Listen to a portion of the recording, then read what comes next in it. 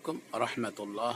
বন্ধুরা, যদি আধ্যাত্মিক জগতে যেতে চান, যদি সহি ইনসান বানতে চান, তাহলে অদৃশ্য জ্ঞান হাসিল করা জরুরি, অদৃশ্য এলেম থাকা জরুরি। যদি এটাই আপনার প্রয়োজন হয়, যদি আপনি আল্লাহওয়ালা হতে চান, অদৃশ্য জ্ঞান হাসিল করতে চান, তাহলে প্রতিদিন একই নিয়মে একই ধারে 2500 বার করে বিসমিল্লাহির রহমানির রহিম এই আমলটি করুন। আল্লাহ তাআলা আপনার মধ্যে অদৃশ্য জ্ঞান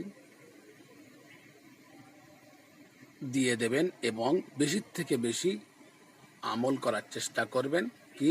হালাল খাওয়া, সত্য কথা বলা, 5 ওয়াক্ত নামাজ পড়া, হারাম থেকে হেফাজত হয়ে থাকা। আল্লাহ তাআলা আপনার যা যা দান করবেন, আমলের ফাইজ দান করবেন ইনশাআল্লাহ।